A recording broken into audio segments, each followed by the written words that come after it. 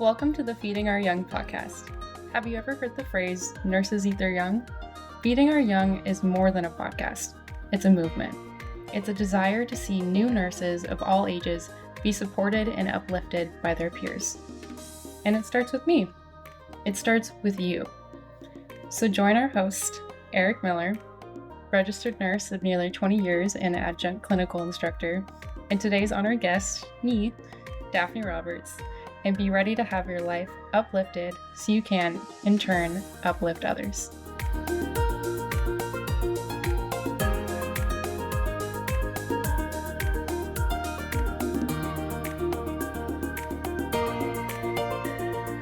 Welcome to the Feeding Our Young podcast.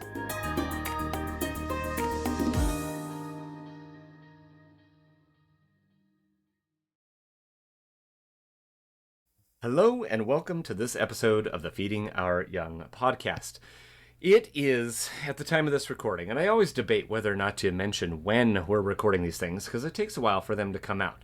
But it is June 10th in 2025, and at this time I live in the great city of Spokane, Washington. The temperature here has been disgusting. It has been 90, 91, 92 degrees, 21 degrees. Yesterday was 21 degrees above our average for June 10th. So if you hear any fans in the background, guess what? We're not turning them off because where Daphne's at is hot. Where I'm at is hot for me. And we're just going to make that happen. So I doubt you're going to hear it. But just in case, I have to throw out that disclaimer. Also, without further ado, let's just bring our guest into studio. The one, the only, the amazing Daphne Roberts. Daphne, how are you, my friend? Hi, I'm good. How are you? I am great, especially now that I get to sit and talk with you. This is not meant to embarrass you in any way, shape, or form. Daphne and I met her, when did I meet you? Last fall? Was it last fall? Even before that? I don't know. I don't even know. Before that. It was quite some before time that. ago. It was last spring or something like that. It was. And Daphne's like, no, I Yeah. definitely want to be on the podcast. I'll get to you when I have time. And, as nursing students do, they have busy getting about the business of, passing and graduating and becoming nurses and things of that nature. And Daphne's like, I'm ready. And I said, oh, Today. I'm so excited. I'm so excited. So, Daphne, with that, this isn't the first time your name has been mentioned on this podcast. Do you happen to recall your presence earlier in the podcast? Yes. What was that, if you recall correctly? With Clemence. Clemence Kitambala. Yes. So if you haven't heard her episodes, this episode is about Daphne, not her. But please go back and listen to Clemence. She has a two-parter very early on. I think her episodes are in the 20s. But the reason why I bring her up is because Daphne had something so sweet to say about her, and it was so nice and so lovely. And so Daphne was mentioned so long ago. But Daphne, what you don't know is that yesterday, while sitting at my daughter's graduation, I shot a quick text to Clemence and said, hey, Clemence, wouldn't it be kind of fun? You don't have to do this, but is there anything you want to say about Daphne? Because I get to sit with her tomorrow. And she goes, absolutely. No way. So, if you don't mind, we're going to start off with a little praising of Daphne. So here's what Clemence said about you. She says, tell her how lucky I was to be a small part of her nursing journey. It came full circle for me that I could do the same thing for her that was done for me by another nurse when I was a student. She's amazing with the kindest soul. That is what Clemence wanted me to share with you. So so sweet. I love that we get to just pull this back around however long later, because I think I sat with Clemence like almost a year ago. It was like last July. Oh man, I love it. I love it. So and she's not wrong. She's not wrong, you guys. Daphne does have the kindest soul, unless something's changed along the way. You don't have to admit it, but of course. You can tell me after the podcast. We're about to find out exactly how Daphne, what becoming a nurse has done to her. Right. All right, on that note, I kind of let the cat out of the bag. You are already a nurse, so go ahead and let us know. Where did you graduate? What degrees do you hold? Where'd you get them from? Yeah, so I graduated from Washington State University with my BSN.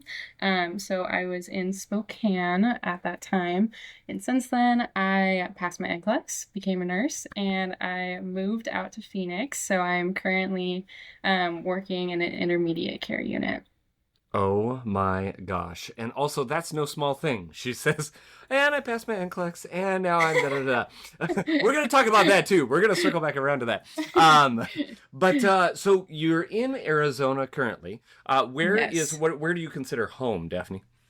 Home for me is Northern California. I'm from the Bay Area, originally born and raised, and then I moved to Washington just for college, spent some time on the west side and the east side, and then graduated, very briefly moved back to the west side, and then to Northern California, and then straight to Phoenix. So Wow. it's been a very busy couple, well, I guess 6 months now. Holy cow, we're in June.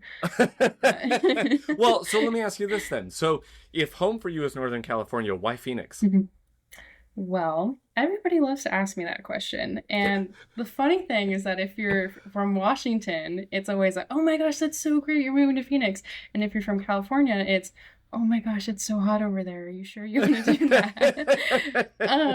But I've been so fortunate that a lot of my Washington native friends wanted to swap some rain for some sunshine. And so I have a very good group here. A lot of them happen to be nurses, and it felt like a very natural transition. I'm very much interested in moving now while I kind of can get around to different states. I haven't really spent a ton of time in Arizona besides this, so Awesome. for the plot, for fun. Awesome. And I mean, and you're close enough to home, right? Like at least closer than if you were here in Washington, for example. Absolutely. Yeah. That's amazing. All right. So then, having just recently gone through this process, what are the three words you chose to describe nursing school? I feel bad starting with this, but the first one is absolutely daunting. Daunting, transformative, and humbling. All of those have positive and negative context. So I feel like we'll dive into that later. I love it. I'm so intrigued. And I love that I hate starting off with this one, but I mean, you started off with it as opposed to ended with it, right? Yeah. And lastly, it was daunting. It was just so horrible, and that's all I'll remember.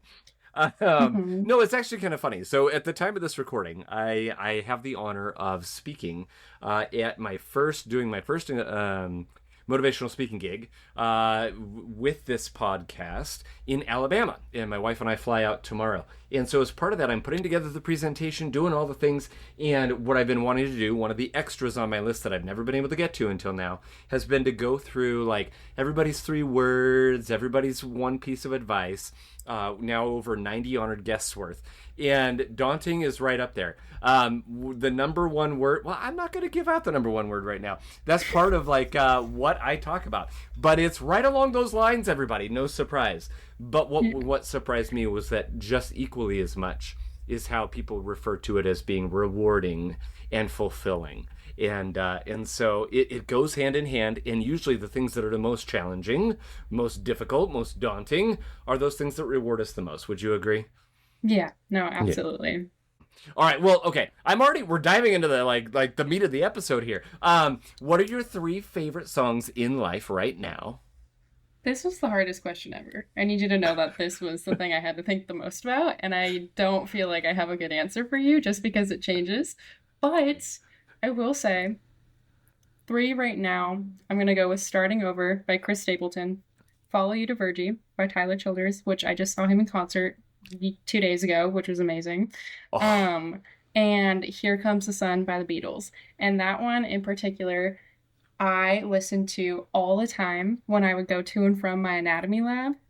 It's the only song I listened to because it was the only thing that kind of brought me peace walking to this lab. And I was like, oh my gosh, this is about to be the worst 2 hours of my life. But that song grounded me a little bit, and it's been just enough time to where I can actually start listening to it again and not getting like a stress response when I hear it. So that's great. That is fascinating to me that you mentioned that. Because I've often wondered, this song obviously had a calming effect for you. But on the flip side, then when you're done with whatever it is you needed the calming in, you're like, it's bringing me right back to why I played it. Right. I've said before, there's an artist named Dose Brains, mostly kind of like that motivational, like movie trailer type music. And I used that to power through my master's degree. And just motivational, like, oh yeah, let's go, let's do it. And I'm writing and I'm doing all the things. And now it's like, it took a while. Like, exactly what you said, Daphne. I go to play it when I was done with my master's degree. I'm like, nah, no, I can't yet. I'm coming back around, though. It's like you said, it's acceptable again, yes? It took years, but we're finally crossing that bridge. I love it. I love it. Okay, so the one last thing for you is our patent not pending, unofficial Feeding Our Young personality test. You have been warned about this, but not prepared. Is that correct? Mm-hmm. Yes. All right. 5 questions. You can answer them rapid fire, or you can give rationale if you feel compelled. But here they are. Oh, goodness. This one's most appropriate based on where I'm going tomorrow. Aisle seat or window seat? Oh my gosh, window. Always. Okay. I like to see where I'm at. I knew we were kindred spirits. Yeah. Second question. Would you rather never be able to go out during the day or never be able to go out during the night? I feel like I'm living that right now as a night shifter. I feel like that's actually my reality.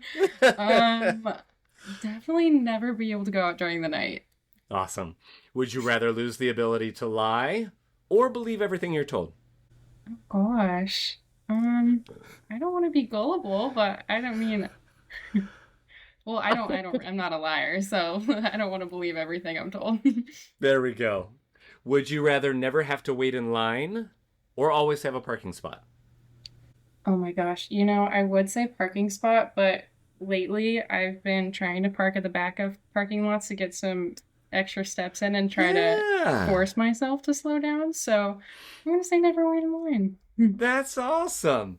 And the last one of my favorites. Would you rather have one wish granted today, with the caveat, of course, you can't wish for more wishes, or 10 wishes granted 20 years from now? Oh gosh. 10 years from now.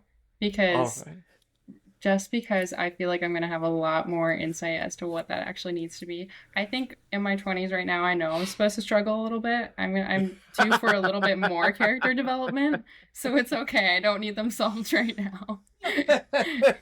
That's one of the best answers I've heard to that question yet. Awesome. Well, the results are in, and if you didn't know already, you are outstanding. Congratulations. Aww. Yay. All right. Enough with the fun. Let's dive into the meat and potatoes of the matter. And by meat and potatoes, we're going to start off by the absolute bare minimum of that, which would just be, now that you have free time, and maybe while you were in nursing school, what are your favorite hobbies? What are the things you like to do to keep you sane? I love to do everything outdoors. So I love hiking, paddleboarding, camping, and all that stuff. But I also really like art, but outside. So if I'm gonna draw or I'm gonna paint, I want to do it outside. I also like baking.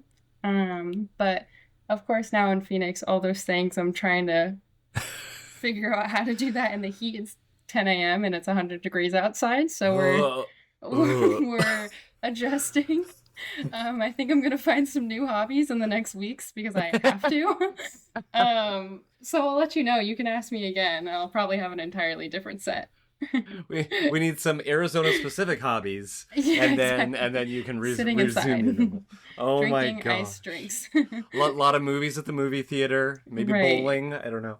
Oh Yeah. my gosh! So then the following question, which I loved your answer to, but who or what inspires you most in life? Such a good question. My grandparents, they are my favorite people on this planet. I love them so much. When I moved back to Northern California, I moved in with them just to spend more time with them.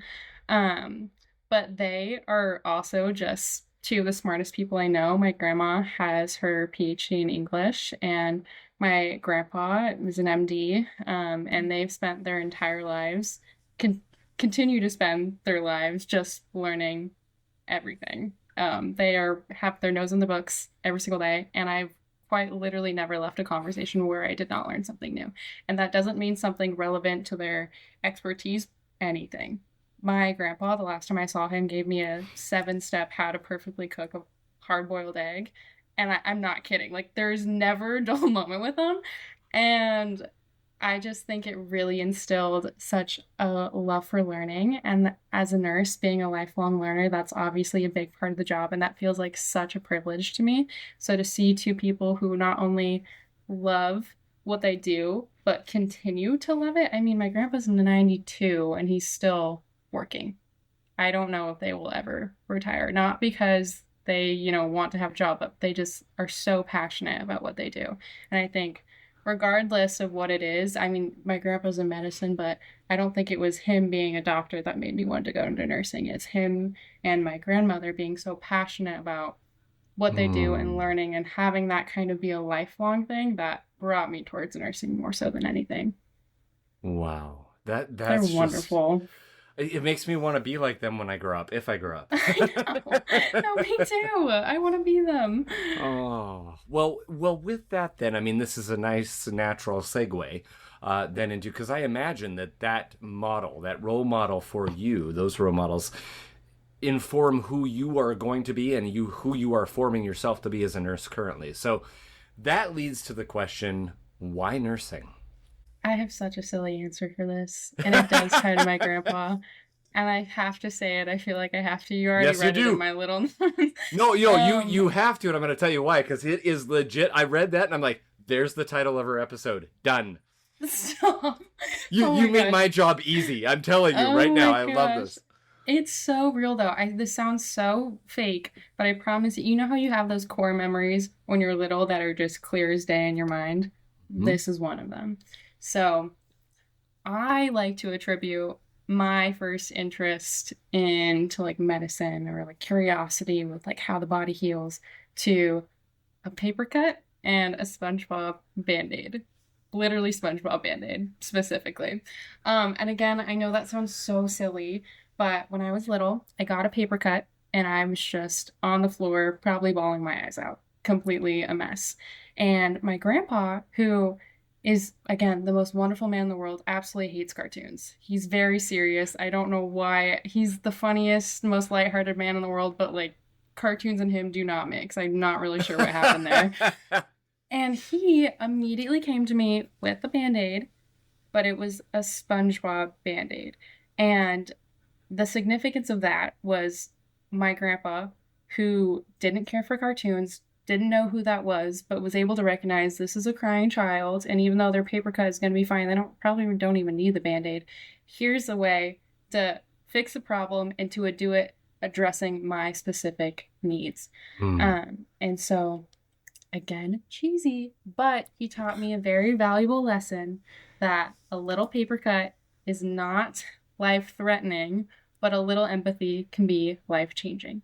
And so when I got older, I became very passionate about emotional intelligence. When I participated in leadership in all these classes, I ended up teaching seminars on it to the districts, and it just became a very big thing in my life. And then I also simultaneously was really interested in science, really interested in anatomy and physiology, and nursing as a career very uniquely bridges those gaps. I think it just made a whole lot of sense for the direction I wanted to go in. My two greatest passions and the things I wanted to continue learning about for life just happened to be in the same career. So it just felt like a very sure thing for me.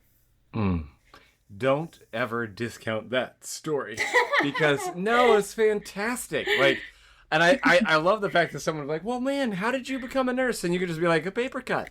Yeah, and I've said that. That's always been my answer, and I just, someday I'm going to have to stop, but no, it's true. I don't, it's very true. That's I don't have a better answer. I could lie and make one up, but that's not fun. No, and again, sitting with so many people, and I don't like comparing, you know what I mean, honored guests with other honored guests and all the things, because everybody brings their uniqueness, what makes them to the story, to the podcast, to this whole movement. And yet, I have yet to hear a story about someone becoming a nurse because of a paper cut. And I've got people that are like, you know what? It was the most convenient thing, and that's what I tried, and it was the best career choice ever. Mm-hmm. I've got others that have these, deep emotional stories, and it's just, it runs the gamut. I didn't grow up wanting to be a nurse, and so just the fact that this paper cut and the SpongeBob Band-Aid got you into nursing. And I'm grateful for that, because it means I got to meet you, but also I can guarantee it that all of your patients and your future patients are going to be just as grateful for that evil piece of paper. Yeah. Right. Oh. Well, that is amazing. So You have chosen nursing. You go to nursing school. Let's talk about that for a minute. What do you love most about nursing school? Or, excuse me, what did you love most about nursing school now that you're done? So long ago. I right? know, but you're done, and that's a huge It's distinction. so crazy. Yeah. I think that's the biggest myth. I wake up every day somehow. Like, I don't know how I'm an RN. It just happened. Nursing school, though, I will say, as daunting and humbling as it may be, I think it is so cool how much growth and potential for growth there is. You learn so much in a short amount of time. And I started nursing school looking at the people a couple of semesters ahead of me thinking, oh my gosh, I cannot wait until I have what's in their brain. Like, I just wanted to transplant it into my own knowledge base. That is so cool. They're only a couple semesters ahead of me, but they already know so much. They're already able to do IVs. They can do NG tubes. They can do all these cool things. I couldn't believe that. I said, no way that's going to be me in a couple months, but I'm so excited for it. And then you start clinicals and you start working in hospitals. If you have the opportunity to be a nurse tech or work in that kind of area, everything is incrementally, oh my gosh, I can't wait until I'm like this person. And then one day you wake up and you are that person. And it's so cool that is not unique to your first semester, your second. It's your entire life as a nurse. And I cannot wait for the day 20 years from now where I'm going to be precepting a student and they're going to teach me something new. Because procedures and policies change all the time.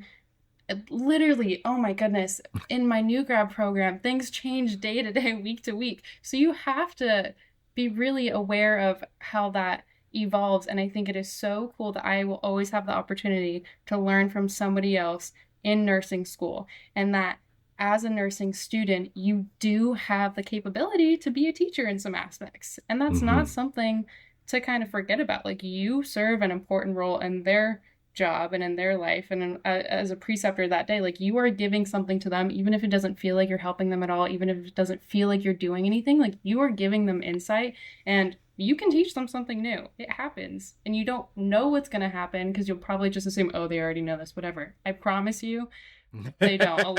And I do understand that things are different in practice versus when they teach you in school.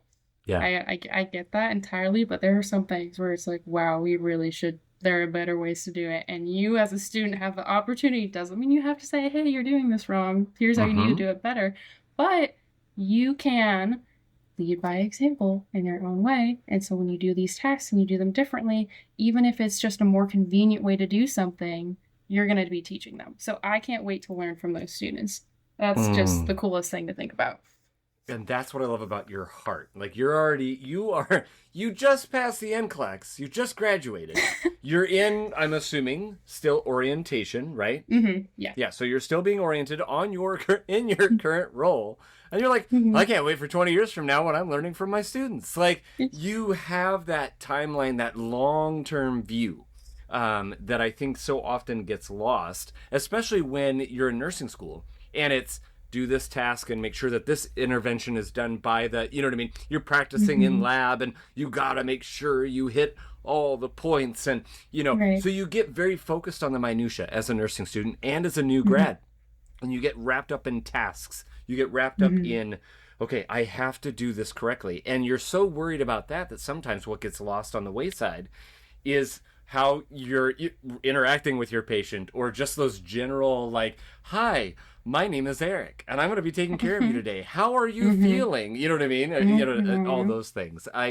Daphne, I just love that. And so it'll be great because then as you are learning things from your students in 20 years, and you'll have your, 10 wishes? Right. It's going to be fantastic. I can't wait for Daphne 20 years from now. It's going to be great. So then, before we circle back around to some other discussions there, under the guise of nursing, where are you practicing now? What field are you practicing in? And where do you see yourself going in the future? Yeah, so currently I am working on an intermediate care unit. It used to be like a PCCU, now transitioning more towards ICU step down. As you know, Eric, we work together in OB. That I have oh my goodness, I love OB. Long term, I see myself there. I think that's probably, if if there was an opportunity to start an OB as a new grad in Arizona, I probably would have taken that path. But I'm honestly very, very grateful to be where I'm at right now. I've always had interest in critical care, which very different worlds, even just being in like on the adult side versus the NICU, which I've, worked previously. And so to be in an area that's obviously not the ICU, but still has those more critical patients, and that different ratio is such a cool experience to kind of test the waters of, where do I want to go next? Do I want to continue down this path? Do I want to go to OB? So I'm honestly thrilled to be where I am right now. Long term, again, I love OB. It's just, I feel so biased because when I was in nursing school and, I was figuring out, okay, what do I want to do? My first day I walked onto our floor and I was like, oh my gosh, the clouds just parted. A hummingbird just landed on my shoulder. Someone's like singing in a corner. This is like the best place I've ever been. I couldn't believe it. This is insane. Yeah. And I've always felt that way, and I probably will continue to feel that way. But I also think nursing as a field is we are so lucky to be so flexible in where you go. And so just as I'm kind of open to moving geographically, I'm very open to like moving fields, if that makes sense. I was talking with my very good friend who's also a new grad hired onto my unit, and she's dead set on being, in the NICU or going to OB as well. But we were shocked at how much we love our unit. And as a morning person, I thought night shift would be absolutely horrible, but it's actually been really good. A proper sleep mask is apparently the most life-changing thing that could ever happen to you, specifically one that is for people who have lash extensions, because it's raised a little bit. I personally don't have lash extensions, but I'm telling you, you can wake up in the middle of the night or middle of the day. You could wake up at 2 p.m., open your eyes comfortably, and it will still be pitch black. So that is my recommendation, because in my apartment, I can't hang blackout curtains. So that has seriously changed my life, and it's been very good. Shockingly. Oh my gosh. I thought it was going to be so bad. Let's go on this tangent then, because we're talking about your job, and then you're talking about night shift, you know what I mean, and getting used to these new things. And so then what other advice, if any, do you have for nursing students, new grads, about working night shift specifically? Night shift specifically. So when I say I'm a morning person, I mean I would wake up, I would have a 9 to 5, like wake up at 5, go to bed at 9 every single day if I could. But if you give it a shot and really try, it's not anything like I thought it would be. The shifts themselves go by, I think, way faster during the night, which is shocking because I know some people might have the idea that it's slower on nights. I've always been super, super busy personally, but it passes by so fast. Snacks are more fun on nights, I think, because I just bring a ton of everything, and it's less focus on having a set, like, meal, if that makes sense. Yeah. So, like, during the day, I'm like, holy cow, how can I pack as much protein into this bowl so I can be, sustained? But on nights, it's so much easier to bring so many different snacks to keep you going through the night. And I think the adrenaline really helps, because I don't drink caffeine during my shifts at all. And I just can't even believe I'm saying that, because I drink coffee every single day otherwise. So I don't know what it is. I think I don't know. It just worked out really well. I can't explain it. I think the sleeping mask is so big, one that you can open your eyes so that you can fall back asleep comfortably if you happen to wake up. And then flipping, I always like to wake myself up at noon once I flip back, just because I am a morning day person. I hate wasting the time this is like, oh, it's my day off, but I don't want to sleep through it. You know what I mean? So I always wake up right at 12 and try to keep myself up as late as possible. But yeah, for the nights before, I just try to stay up. I try to stay up as late as I can. I've been better at it now. My friend, who's also a new grad, is so funny. She texts me before every shift. And this past week, she said, I'm heading to the movie theater right now. I need to stay up. I'm seeing the new Mission Impossible movie. It's like 9 p.m. She's like, it's not going to happen otherwise. Oh, no. I'm working tomorrow and I need to sleep. So finding nighttime activities to keep you occupied before. I always like to knock out all my laundry, any like cleaning I need to do. It's an activity you can do at home. It'll keep you up, or at least give you something to do during that time. Sleep in the next day if you can, and then I like to take another nap a couple hours before. So You're still getting a long stretch of sleep, and then a good, if you can, like 3-hour nap before your shift. Beautiful. Oh, I love it, and I love that you're talking about those practical things, because now I'm almost a year and a half into my day shift career. Was always going to be a lifelong night shifter, but for practicum students, new students, anyone working nights, so it was always like, hey, have you done this before? And they'd always ask for advice, and I'm like, you fall into one of two camps as a night shifter. You are either you're kind of a blend of both, but typically what I see is people are either very much a napper. So they'll just wake up at the normal time, 7 a.m, whatever, and then they nap in the afternoon before they go, and then they struggle through their first shift, and then they're flipped. And I was not that way.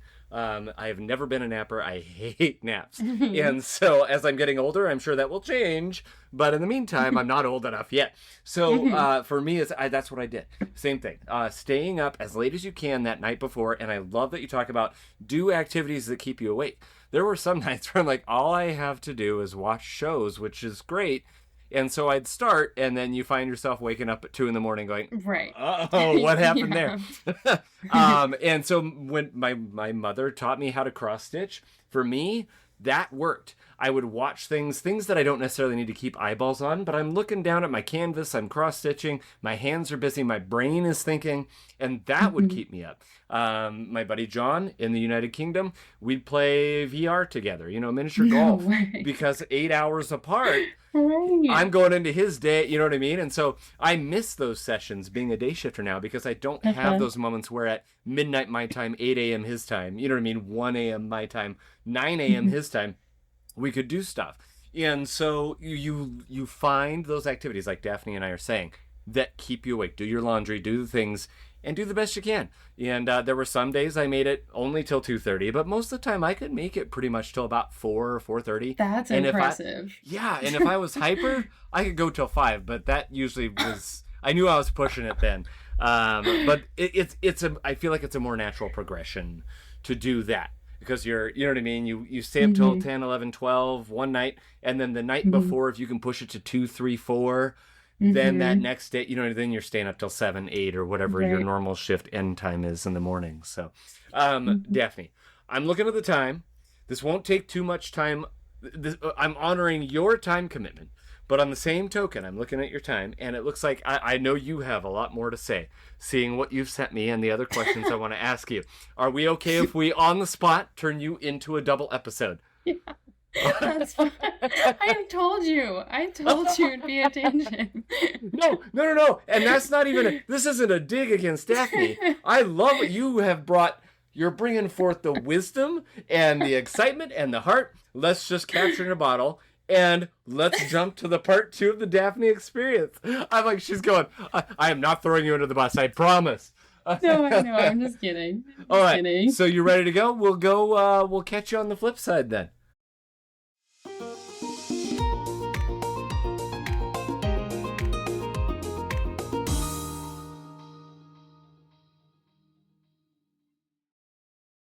Here's what's happening on the next episode of Feeding Our Young. I don't get that kind of pre-shift anxiety that I was so afraid of. Not because my clinical setting isn't scary, not because it's not daunting. It totally is. But I know that I can show up to work and ask these people for help, and they will respond with a smile. Like they are so eager to help, people who are new, people who are learning, and they recognize that no one has it perfect, and so it's unreasonable to expect it that way. And I think as a new grad too, the last thing I'll say, I get worried. I see some like new grads or like people who are just not new grads already kind of getting frustrated with students or already getting kind of frustrated with new grads. And I think it is so important to remind yourself every single day that you were in their shoes just the other day, and that it is so important to give yourself grace, to give others grace, and to remember that it's a team. You're working towards the same goal. it will be okay. Transition to practice does not need to be the worst thing in the world. It doesn't need to be the scariest thing in the world.